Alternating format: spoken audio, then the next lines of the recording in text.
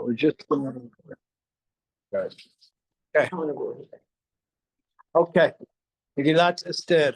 So let's go. So let's just recap what we said. We said that the Megillah is outside of time. It's outside of time. It's not above time, but it's completely outside of time, which means that what happened, but its description is not necessarily what was, it's what will forever be. Okay? So, was there an Esther? There was an Esther. Was there a Mordechai? Sure. Was there an Ahasuerus? Yes, of course. But the description, the language used to describe that situation is somewhat connected to what happened, but it's more connected to us learning about it 2,000 years later, almost 3,000 years later. Okay? So I want you to have that in mind, which means, hello. Doing. How are you? How are you? So, which means that when you read something in the Megillah, you're not reading what was, you're reading that message today and forever and ever. A very, very different way of reading. If I'm reading a recap of an historical event, then I read it knowing, well, this happened on that day, and that happened in that way, and I have to prove it historically accurate. Over here, I'm going to the other side completely. I'm going to get away from the accuracy from a minute to minute, item by item level, and I'm going to go all the way out to, if I want to tell a story, if any of us wanted to write a story about something that we experienced in our lives, but we wanted the message, the lesson to be clear and relevant forever and ever and ever and ever and ever, how would we write it? That's how I want you to look at this. That means that it has to be studied on that level. And that's how we're studying it. So, to recap where we started, Achashverosh is the, as our rabbis say, the Achiv Shel Rosh, meaning the brother to the snake. What does that mean? He is a core mover of the failure of man. He's a core force. Now, was he a person? He was a person, but more than a person, he was this endowment of everything that man would ever be challenged by. That's the brother of the snake. So the snake tempted then, his brother kept up the program, right? So Achiv Shel Rosh, the brother of the snake. So when I introduce, when the Torah introduces Achashverosh, they're introducing this perpetual challenge. Good.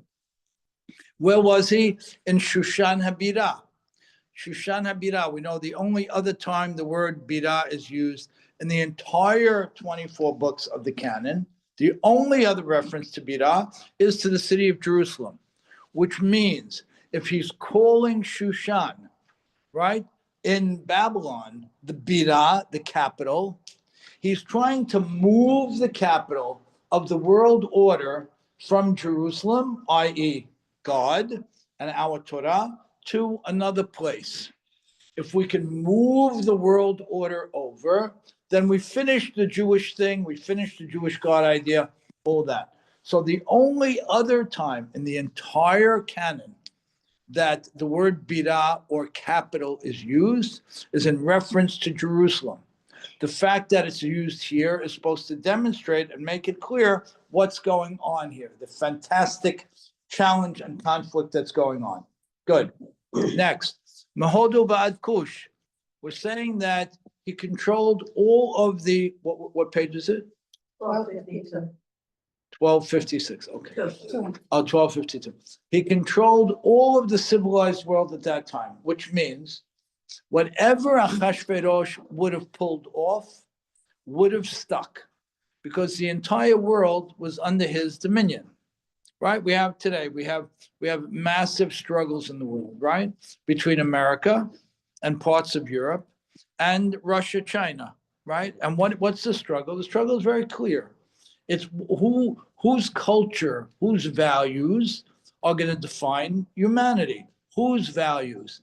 Is it Western values? Is it Jewish Western Christian values, which is America, parts of Europe, Israel, and like that? Or is it other values? This is an ongoing struggle. The struggle has really been heightened over the past handful of years. So over here, what's being told to us is this struggle was manifest. The plan was, Ki mitzion tetzeh Torah,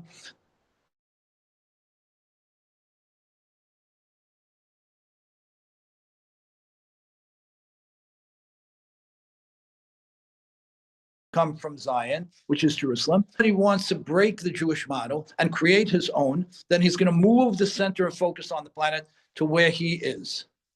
Our rabbis say parenthetically that one of the reasons that it happened in Shushan, the main reason because Achashverosh wanted to do his thing, but the other reason was that Mordechai was there to stop it.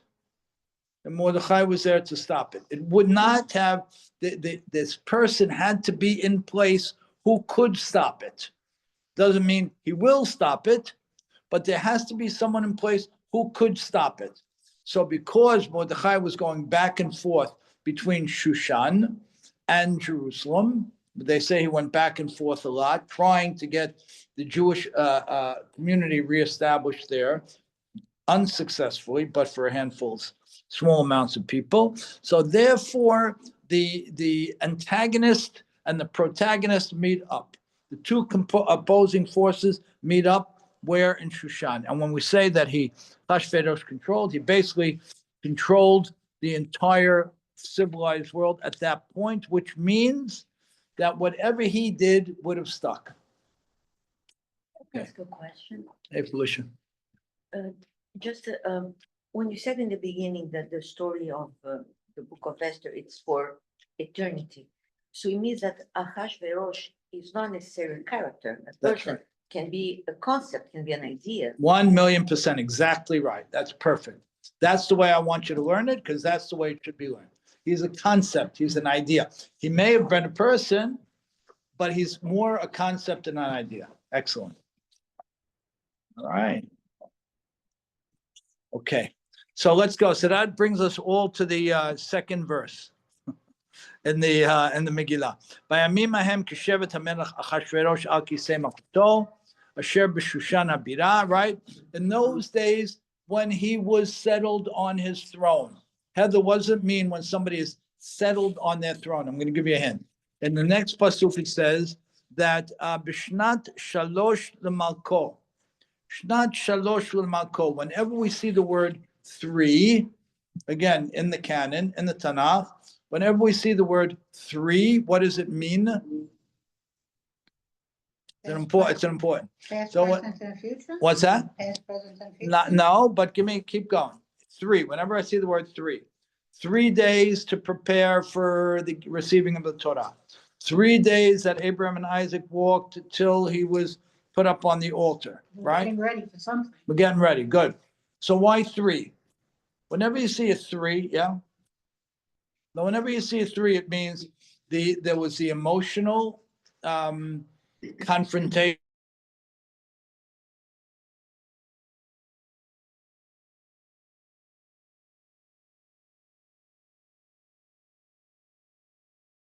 Day 1, and then the decision day 3.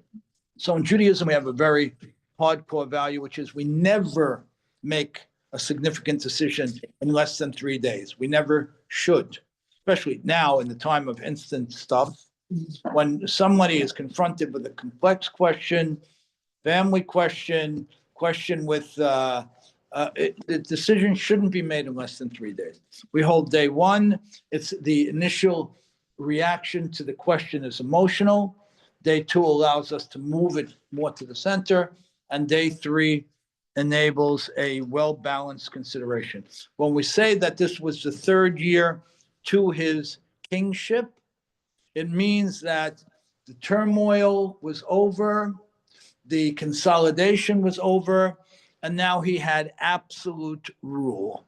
So Bishnat Shalosh Makom, in the third verse, Asa Mishteh L'chol Sarav V'Avadav Chel Paras Madai Hapartemim B'Sarei Hamediot Lefanav.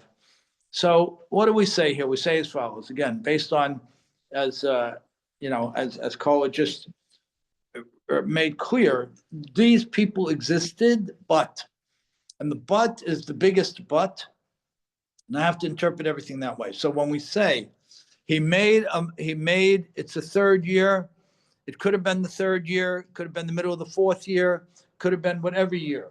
But the point of saying it was the third year is because to say the tumult, the turmoil, the transition from the family of Nebuchadnezzar moved. He had absolute power. He was firm on the throne. Good.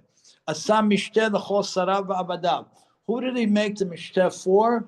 His sarim and avadim. What's the difference between a sar and an eved? He made the party for who? For his higher-ups? Higher-ups, excellent. He made the party for his higher-ups and for whom? Slaves. And the slaves, which meant what? Everybody? Everybody, which means what? Well, by the way, does a slave come to a party? Slave doesn't come to a party, right? Good. So when we say that he made the party for all of these elements of society, what are we trying to say? He controlled everything. He wants to control everything, and he wants to inculcate everyone. What he wants to teach, what he wants to change, he wants it be'alav ataf. He doesn't want just the class of rulers to get it. He wants to permeate his new culture with everybody. So he does something strange, and the Megillah calls it out. He makes a party for his servants. Nobody makes a party for their servants.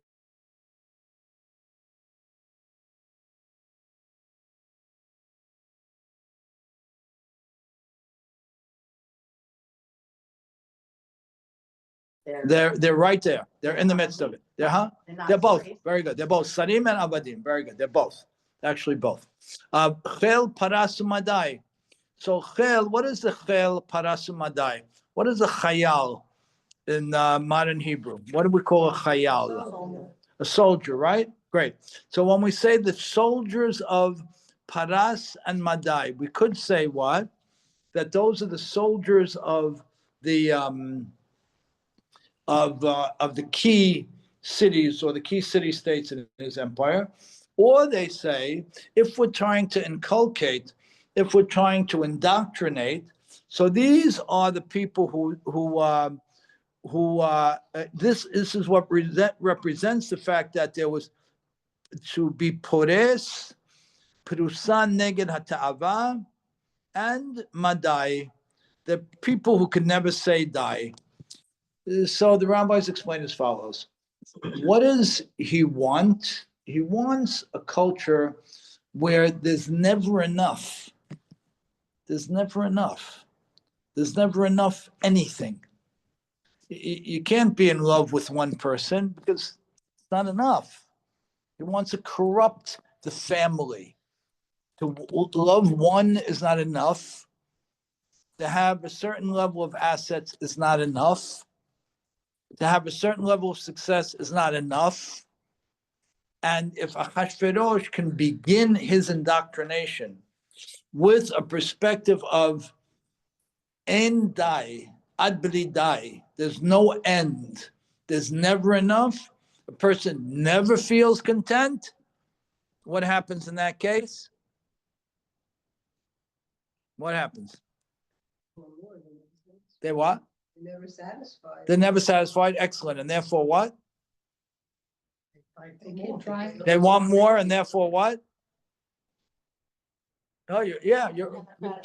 Huh? What's that? It's right. That's right. So what happens when this good thing of wanting more, it gets obsessive? Now what happens? Now Now nothing, everything breaks down. Relationships break down. The family breaks down. A success breaks down because there's never enough. By the way, that goes on today, right? There are people, and I know, I'll raise my hand. I've experienced it at times, right? Where what wasn't enough? Wait, you had X level of business success. Why wasn't that enough? Why did you have to go for this other higher risk thing? Why? Because we're inculcated with this. We are inculcated.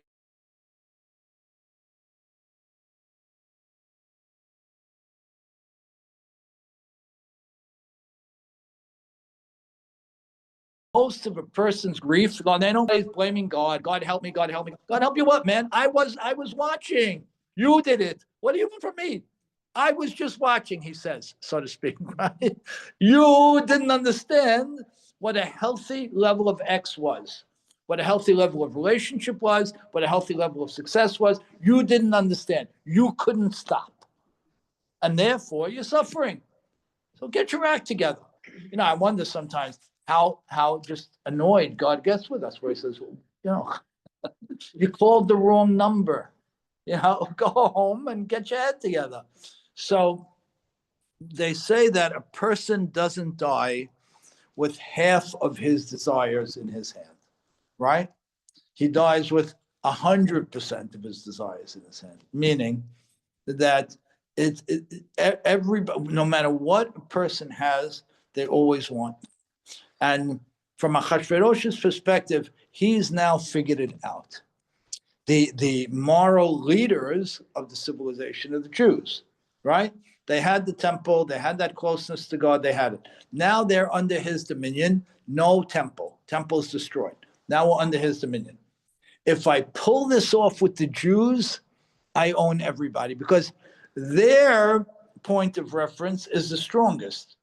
Their ground zero is the strongest. By the way, it's never changed. Every society, when they want to absolutely control a society, they come after the Jews first because nobody has a greater sense of self, of clarity, of independence than us. So if they take us down, everybody else is easy. So what does he do, Achashverosh? He sets up a party. Was it an actual party, Kala? I don't know. Maybe, maybe not. Maybe it was. How long does the party last? Heather, do you remember? 180 days. Excellent. What does that mean? How many days are there in the year? Half of it. There are 365 days in the year, right? Good. So there's 365 days, 365 nights. So the rabbis do an interesting math. They take out the 2 days of Rosh Hashanah, Kippur, and 2 other days, I don't remember which. They get it down to 360 days. How come the party was 180 days? Because it was all the waking hours of man. And we're okay. It's a liberal type of math, but for our perspective, what the rabbis are saying is that every waking hour, Achashverosh was indoctrinating, inculcating, and he starts with the capitalist dream, and it's a good. By the way, capitalism is the Torah model. We're not.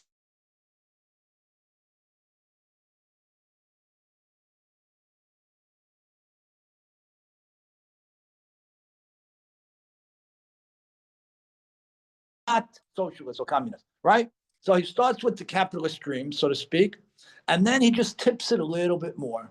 And he says, you got to afford that. Wouldn't you love to have that? And wouldn't you love to have that? And wouldn't you love to have that? And then this 180-day party, so to speak, i.e., in every waking hour of his societies, he kept pushing this thing. Now, how does he push it? Let's see. Let's see how he pushes it. Go to verse 4. Easy Pasuk question. Dalet. Huh? Easy question. There's no one counterbalancing. We're going to say virtually no one. Natalie, virtually no one. You had 1.5 people. You have Mordechai and a half of Esther. That's happy with their latter life. You know, how many people, let me ask you something. Uh, I'm going to pause the recording. How many people do you know that have the handle on this thing? How many people do you know? You can count them. You can count them. I have one. But you can count them. No, you can count them, right? You can't say everybody, can't say the majority, can't say the minority, can't say 20%. Okay, handful, couple of handfuls, beautiful, right? Maybe it's enough, many handfuls, right? But it's not the majority, right? So, So they're gonna raise social security benefits, right? what do you mean? In other words, we're living this today, they're gonna raise our social security. I don't know. benefits, So Let's that see. way we have more. Okay, maybe, let's see. So what does he do? Beharoto et osher kavod malchuto, vechikai tiferet gdudato, yamim rabim shmonim umeat yom. Natalie, what does that mean? I have no idea. I lost Come my on, place. I go lost to my verse place. 4. Go to verse 4. Come on. Lost my place. But no fewer than 180 days. Yeah, He displayed all the riches right. So of his what? kingdom and the splendid glory of his majesty. Right, so what is he raised our doing? Social Security Felicia, what benefits. is he doing? 180 days is meant, according to Oh, yeah, this yeah. approach, to the more mystical philosophical approach, it's meant to denote all of our waking hours. So what did he demonstrate? What did he inculcate? What did he put into the schools? What did he put into what did he do? She's saying that this is the way to be. This is how it should be, you know. You can have more, you can have more, you can have more. He's showing how nice and wonderful it would be, and he's, Perfect. only that, he's bringing it forth and forward. And he's bringing it forth and forward. Excellent. Very public. Very, look at the next verse. Ma'ot hayamim ha'elu. עשה למלך לכל העם הנמצאים בשושן הבירה. ומגדול ועד קטן, משתה 7 ימים מחצר גינת ביתן המלך. At the end of this indoctrination, Right. now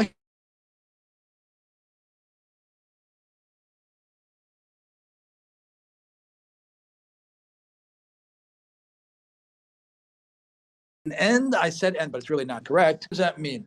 States were filled. Meaning what? When he felt he had, huh? He accomplished. what When he beautiful, set out. when he accomplished it, right? What happens? What does he do? He now goes for the super party, right? What does he bring? Le migadol va'ad katan. What is migadol va'ad katan? Young and old. Young and old. What king brings a little kid to a party? Right? You have to read it. You have to say, you have to shake your head, right? Like you're doing, Natalie. Le migadol va'ad katan mishteh shiv'at yamim.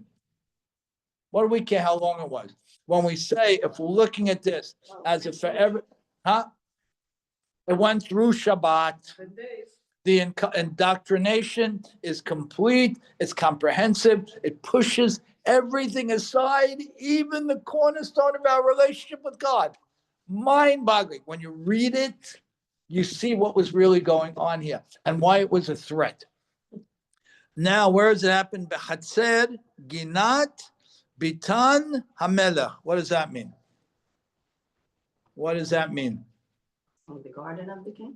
Right? In the garden of the king, in the garden of the house of the king, This is very in the special. courtyard of the garden of the house of the king. What did we say last week? Whenever we see the word king by itself, what does it mean? It means God, right? Whenever we see it with the word Hatferosh, it means him. So now we have in the courtyard of the garden of the house of God. Where is he doing this? Front and center, right, come bring it right at him. I.e., who was at the party? Everybody. Every rabbi, Lower life. every great man, every great lady, everybody was at the party. Where did he get to? He got to the inner sanctum, meaning he got to who?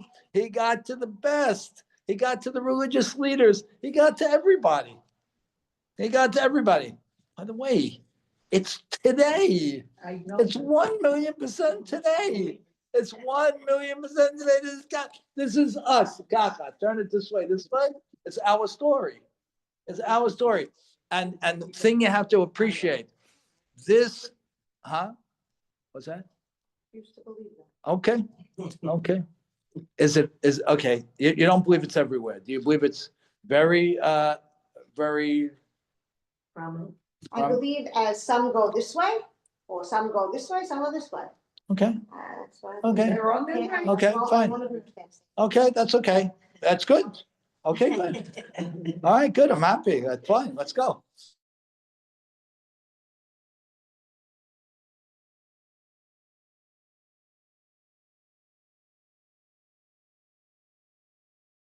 Another very important, this doesn't mean an absence of others. They say it, there's an expression in Hebrew that the Erev Rav was running the Beit Midrash. The Erev Rav. Who's the Erev Rav? The Erev Rav started out as the non-Jews who tagged along with the Jewish people when we left to Egypt. The Erev Rav ultimately becomes part of the Jewish people, right? And then it becomes not a person who's an outsider bringing in outsider values, but just outsider values. So they say at certain times in Jewish history, the Erev Rav, i.e. outside values, got into the Beit Midrash. And this is an absolute time when that was true. Now, you might say today it's not. It's not everywhere. Is it out there? It's certainly out there. Is it in the Chatzer HaMelech? I don't know. Maybe yes, maybe no. You can't say it's completely absent, right? You know what the Ramchal writes, and I found this. I found this to be mind-boggling, and I think anybody who reads the Mesilat Yesharim, the Path of the Just, and doesn't find this mind-boggling and break his head and her head over it, is missing something very important. You know what he says? He talks about all kinds of desires that a person will chase: a desire for inappropriate relations, a desire for money, a desire for things. And then he says, you know what he says is the most debilitating, destructive element in human existence? He says, the kavod affiliated with good things. That's what he says. He says, what's the most destructive thing? And this is not my words. He wrote it in 1700s, 1740s in Italy. But okay, so let's explain, because I think it speaks to Felicia's point. It's important. The what the Moshe Chaim Luzzatto, who was a Sfaradi mystic, poet, spectacular writer, brilliant, Kabbalist, very big Kabbalist. We have what a lot of what we call modern day Kabbalism that we can approach is as a result of his authorship. He bridged the gap between where most Jewish learning is and Kabbalistic learning. He filled in a very broad middle that enables a very good understanding of core concepts. And he writes as follows. He says, you know, if a person is going to chase things that he shouldn't have, that's going to hurt the person. And he talks about all the core characteristics that a person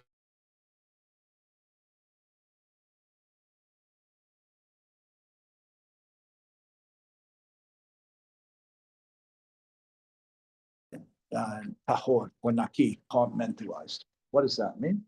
It means that a person doesn't act a certain way at home or in the synagogue and act differently in the street or when he's traveling or in his office. He says one of the elements of a quality person is what he calls nikiut, to be clean. To be clean means that you would not be a had bapeh ve'achad balev, meaning a person wouldn't say one thing and really be thinking something else. Then he talks about controlling desires, the desire for money, the desire for things, all kinds of stuff like that. He talks about zirizut, doing things quickly. He says, if you have a good thing to do it quickly, preempt it. You know, if I can do this mitzvah now, do it now. He talks about kavod, which is the preparation for a good thing. Okay. And then what he says at the end of this whole litany, it's the 13 chapters, I think in the 12th to 13th chapter, he says that, but beware, what is the destructive element in a human being? The kavod that the person subtly or subconsciously desires or demands as a result of his good actions. So I'll give you a few examples. You know, a rabbi or a leader carrying himself with a certain level of hubris. It's unacceptable. You're a servant of God and a servant of the people. And if the people respect you, that can't inflate your ego. You can't allow something like that. No, people walk in Is there. he saying that what we're looking for when we get to that point, we want the pat on the shoulder from Hashem? I don't want a pat on my shoulder from anybody.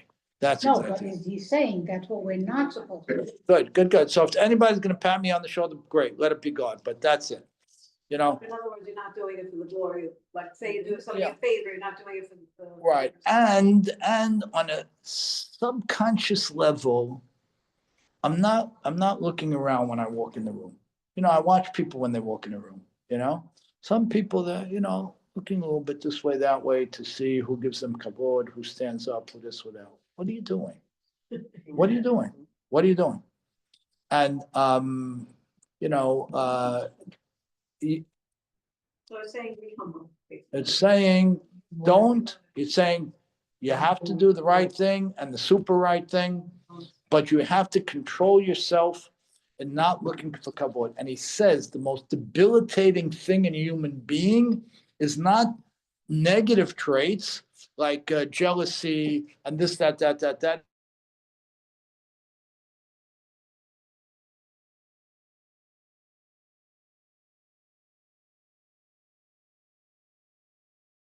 But for the good. Example, when I have a very big problem with rabbis walking down in a ceremony. I have a very big problem with that. What's going on here? What is going on here? Why are you doing this? And I spoke about it with a few people. No, it's not. We're not giving kavod to the rabbis. We're giving kavod to Torah. Guess what? They're human beings, and it doesn't really work so well. So now I don't know. I guess other people felt the same way. What you're seeing now, more and more weddings, is the rabbis don't walk down. The rabbis come up from the side, and that's what they should do. What is this thing? Don't put a person in a place where his ego is going to become inflated, where he's going to be confused to a point where he wants it. Don't do that. And the person has to make sure that he doesn't put himself in that place. And I think we have to be sensitive to this. So does everybody do it? Of course not. God forbid. Of course not. But do people do it? Yes. So these are the things that we have to be aware of that deteriorate a society, that break down a society. And these are the things that Ahasuerus was all over them. He was all over them, and he was very cunning and smart and brilliant in trying to infuse them in society as best he could. That was his plan. Just to make sure that I understand clearly. This week when I was walking in front of the new building, the new mikveh, you have the big name. So this is a very interesting And question. then I have another one. So Maimonides talks about it. It's a very interesting question. It's a very important question, very interesting, important question. So we know that the highest level of charity, by the way, is not giving anonymously. The highest level of charity is helping another person get on his feet. That is the highest level of charity. Giving a person direction, giving him emotional support, giving him career direction, giving him a loan. That's the highest level of charity. After that, it's a question of how it's given. In certain cases, the way the higher level to give it is to give it anonymously. In other cases, the higher level to give it is to give it publicly. Why? Why would you say? For other people to To follow. encourage other people to give, right? That's right. So it's a slippery kind of thing. And here again, the person has to know himself. Why am I putting my name on the building? Am I putting my name on the building because I want to encourage other people to give? Am I putting my name on the building because it serves as an ego thing for me? And the person has to know himself. And it's very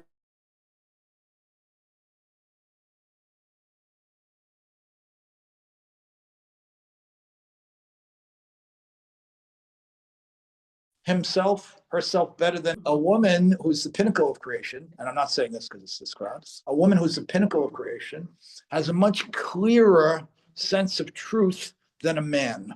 Therefore, if a guy is smart, he brings the office home with him. No, he brings the office home. If he's smart, he brings the office home with him.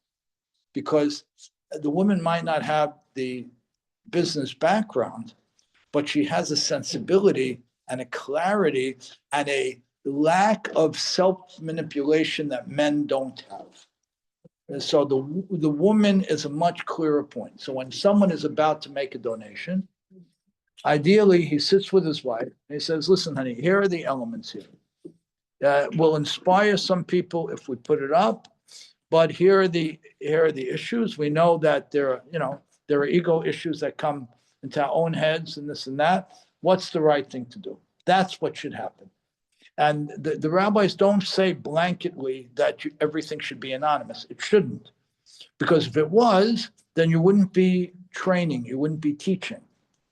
So sometimes it should be anonymous, sometimes it should be public, and it's after a careful and sensitive consideration on what will build the people. That's what the thing is. Okay, I got it. But why do the names have to be so big? It's all the same question. It's all the same question. It's all the same. We have an interesting thing on Shabbat, right? We have a rabbinic decree against buying and selling on Shabbat, right? Mekach Memkar on Shabbat is not biblical. It's not. It's not in the 39 things that were done to build the Mishkan that were prohibited to be done on Shabbat. So buying and selling on Shabbat is completely rabbinic, which is very, very interesting because today's day and age, it opens up massive, exciting areas of halacha, like what if somebody is selling on Amazon on Shabbat and all those kind of things. Okay, very good. Buying and selling is a biblical prohibition, right? Generally speaking, in our actions, we teach rabbinic prohibitions. Generally speaking, in our actions, we treat rabbinic and biblical the same. In a day-to-day, we don't make a distinction. But if something is rabbinic and I have a counterbalancing value, then I have latitude that I don't have with the biblical. Let me give you the case in point. And it's to your question. Why are we allowed to sell a donation on Shabbat? Why are we allowed to sell a donation or sell a dedication on Shabbat? Why are we allowed to sell aliyot on Yom Kippur? One second, you're not allowed to buy and sell on Shabbat. Certainly not on Yom Kippur. Had all the people there in the shul at one time. Exactly?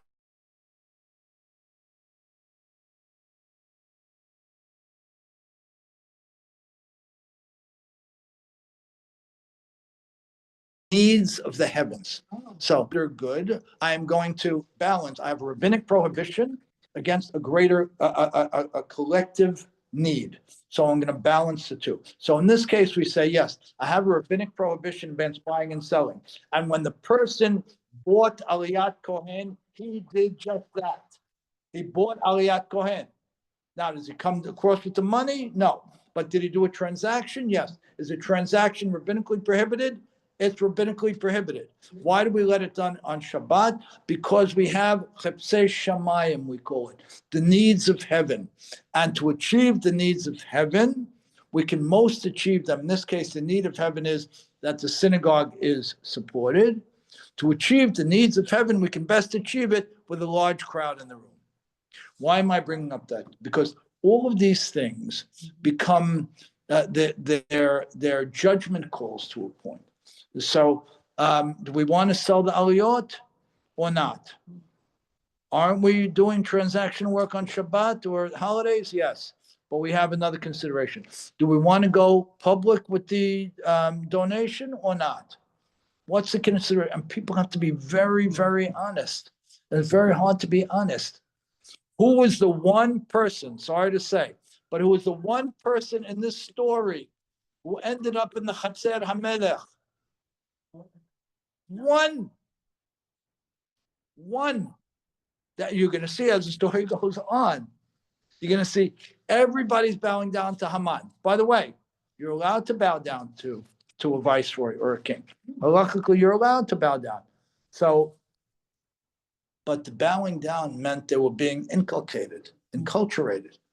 And you'll see in the next couple of chapters, next chapter, you'll see that the only person who fought it was Mordechai.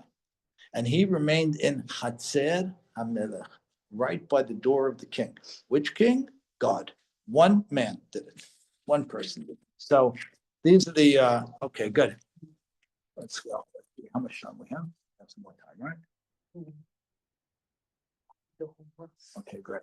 Okay, so who was sitting in Chatzer Ginat Bitan HaMelech? So he, so all this is going on. I'm sorry, right in the closest place to the king.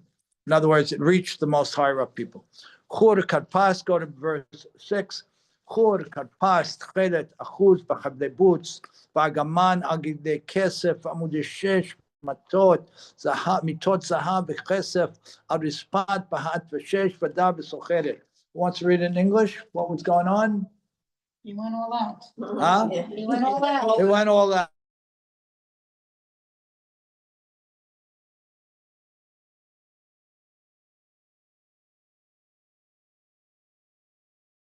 Fabrics, right? They were the finest fabrics. For beds, people used to they used to eat on a leaning over, right? So they had these beautiful benches or beds made out of gold and silver. The floor had precious stones and precious jewels in the floor, right? Good. Keep going. We'll talk to what all this means. Bashkot b'klei zahav b'kelim shonim. Yain malchut rab kiyad hamelech. What does that mean? That they drank out of the gold goblets. They drank out of gold and silver goblets, right? Which So, king is beautiful. So, Clara, when it says only king, what does it mean? God? It's God, it's our God. So, how do you want to explain the pasuk? Explain the pasuk 6, and then explain this one. Isn't it that they took the stuff from the Beit HaMikdash? Well, that's separate, yeah. But what was going on here? What the show that he put on, right?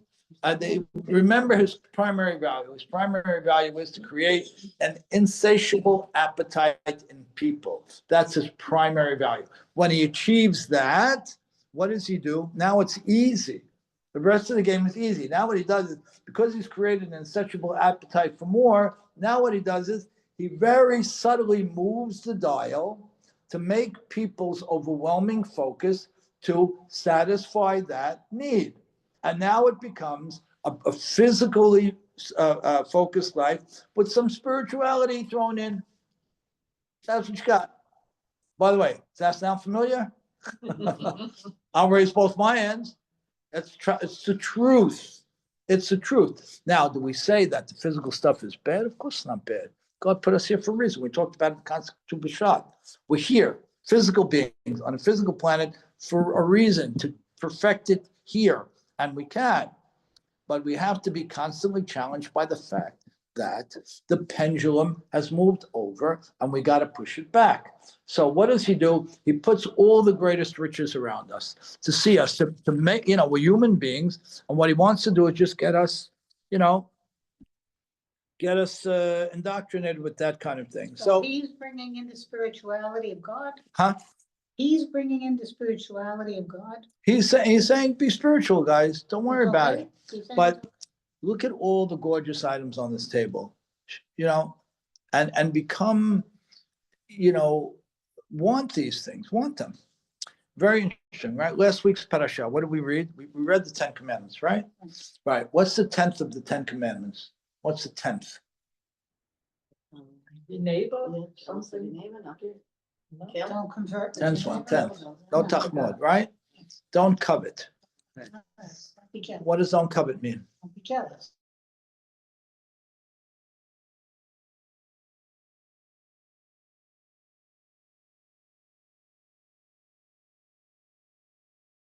That's exactly what we're talking about here. Now, what do we say about the 10 Commandments? This is very important. And this applies to any list of mitzvot in the Torah. Whenever you're reading in the Torah, you'll see it in Parashat Mishpatim now. You're going to see a list of mitzvot, right? You'll see it going forward in other parashiot. Whenever you see a list of mitzvot, what do you say? When we see a list of mitzvot, the lo tachmon comes at a list. So way of life. Huh? To live your life. I'm sorry? It's a way of how to live your life. Excellent. But what about the order? One goes from the other, it has to do with the one before it or something. How does it work? We have 10 commandments, right? They're really not 10, by the way. It's really 11, 13, if you really count them carefully. It's not 10. It's really more than 10. But whenever the Torah, whenever God presents a list of things, what's the thing? It's an important principle to know. The last on the list is the most important. Last on the list, yeah, it's opposite in Western culture. That's right. The last on the list is most important. It's in an accelerate up going, huh? Ascending order, right? Good. And here's the kicker. The last one on the list is the determinant of everything that came before. Mind blowing. It's Nachmanides who writes that. Ramban. Nachmanides who writes it. Almost like your Birkot HaShachar. Huh? Almost like your Birkot Exactly like the Birchot HaShachar. Exactly. So now tell me, what's more important? Anochi Hashem Elokecha or Lo Tachmod? Lo Tachmod. Because if I don't keep, if I can't stop coveting, everything crashes down. Wait a second. The top one on the list, the last one on the list is the Machriya, the determinant of everything came before. Achashverosh read the Chumash. Everybody did. He knew exactly what he was doing. If I can get them to covet, to want, to go beyond themselves, I finish them. Shabbat becomes a question. We sketch around Shabbat. Stealing becomes a question. Causing another person all kinds of pain becomes a question. Everything becomes a question. It was brilliant. He got it. So no, whenever there's a list, whatever is at the end of the list is the most important and the determinant. Now I want to throw a curveball. We won't talk about it today, but I want to throw a curveball. What's the last on the list? What's the last on the list of the mitzvot that are listed both in Parashat Mishpatim and in two other parashiot? I have to remember which two, but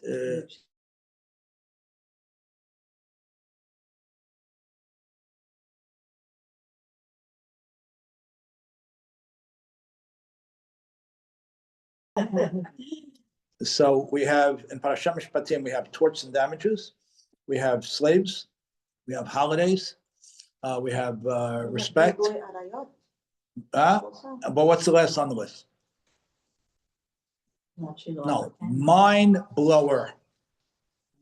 Lo tebashel gedi b'haleh bimo. Wow. It's a wow. Why is it a wow?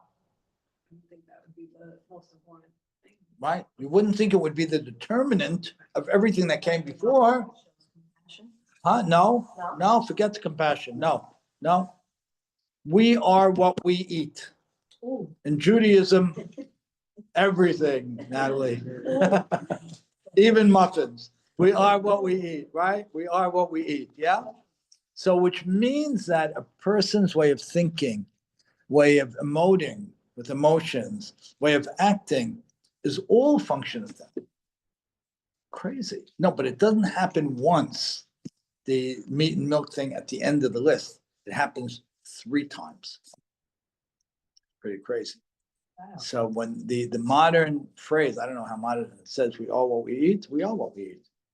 And what we ingest, particularly overwhelmingly in the context of kashrut, will shape how we think.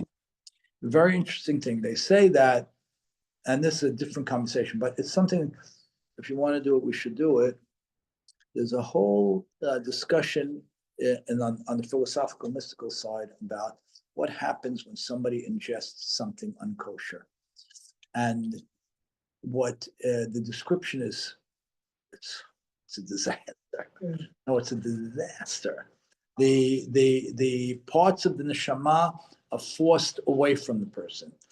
Hakadosh Baruch Hu is forced away from the person. Talking about for us, the neshama, the soul, spirit and the body are absolutely interconnected. So if the body has been polluted, the spirit becomes polluted and the soul becomes polluted.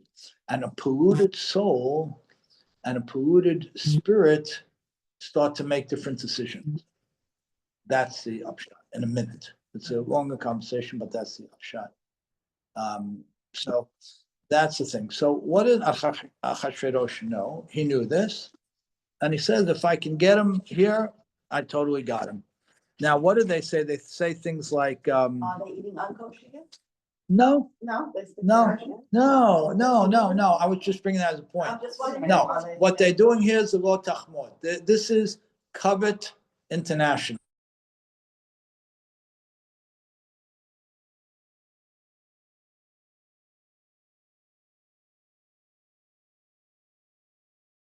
Happy with what they have. Well, they will covet. Okay, it's a sickness and it will destroy a person, destroy society. And he knew it. And he knew the best way to get rid of the Jewish God was to get this on. And he was right. And did we fully beat him? Of course not. Okay, let's do one more pasuk and then we'll pause. What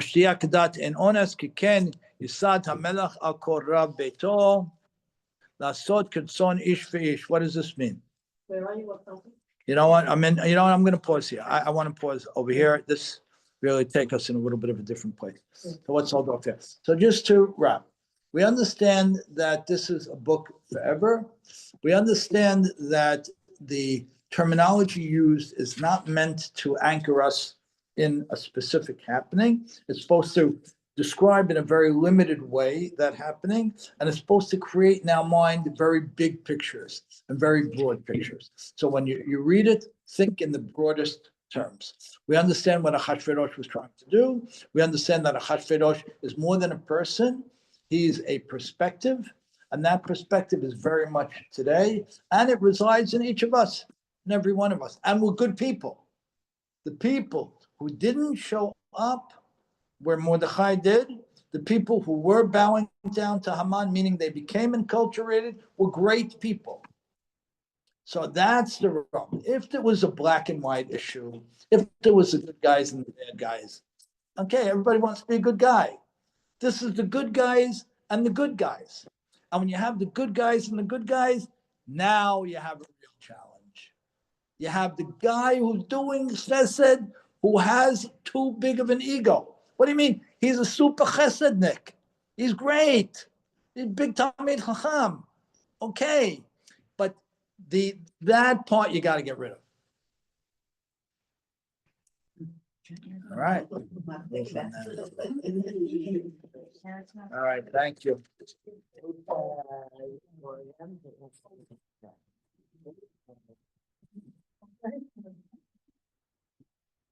I have some that I see, and some that I don't.